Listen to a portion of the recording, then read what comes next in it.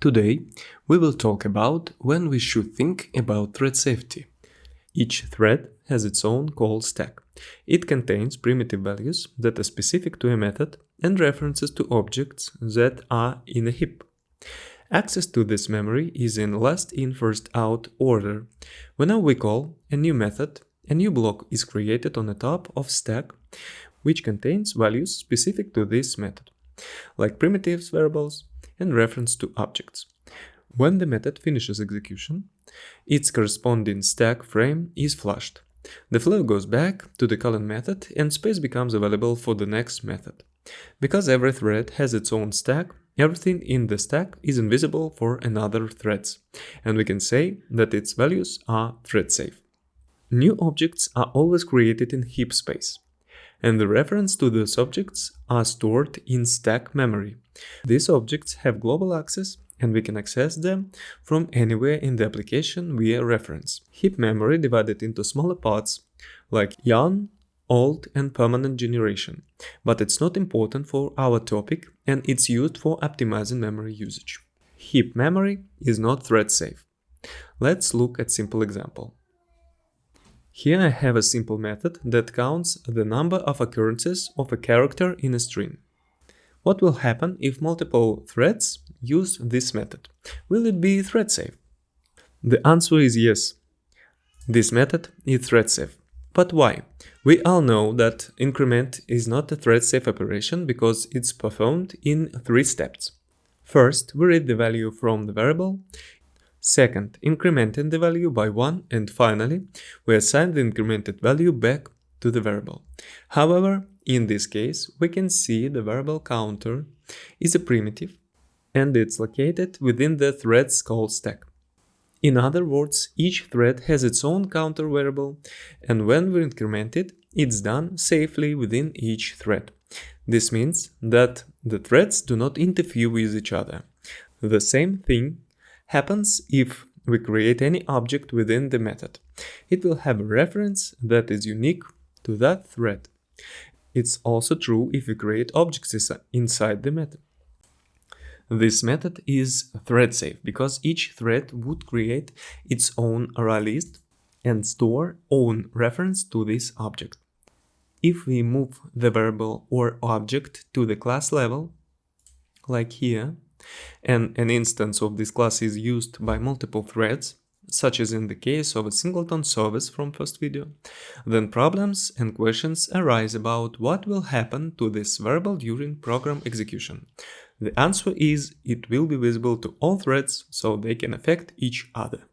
Such variables are called shared variables. Another important point is that we also consider variables as shared if the same object is passed to different threads.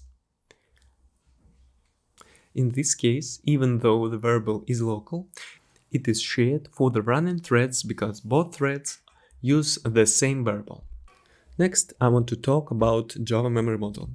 To understand what happens when we use shared variables, we need to understand what Java memory model is. Let's say we have a shared variable and one of the threads assign a value to it.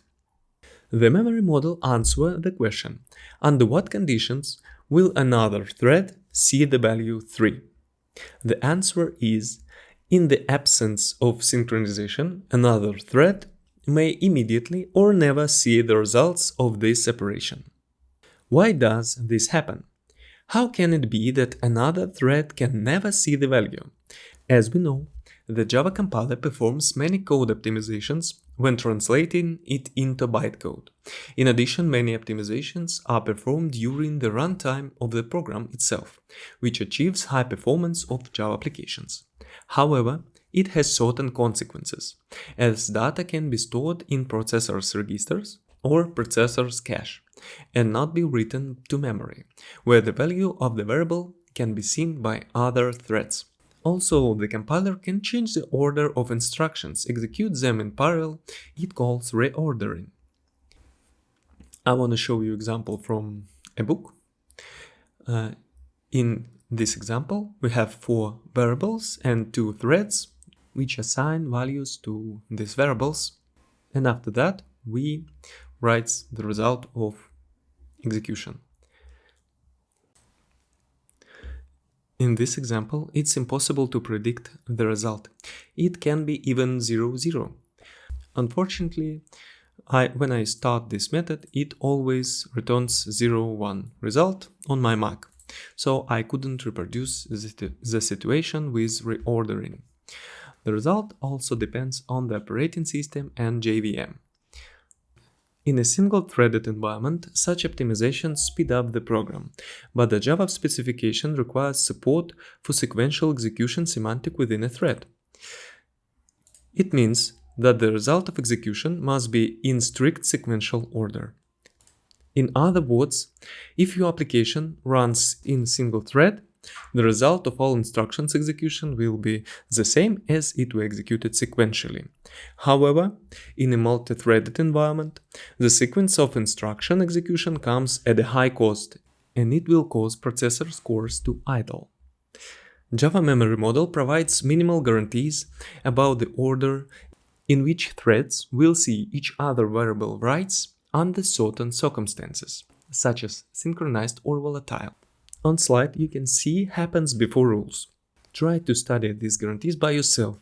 In most cases, you will not have to think about them in real projects, but I faced questions about those guarantees on a couple of interviews. Today, we understood that we need to think about thread safety only when we use shared variables in multi-threaded environment. And if your application is single-threaded, or all variables are local, you do not need to provide thread safety.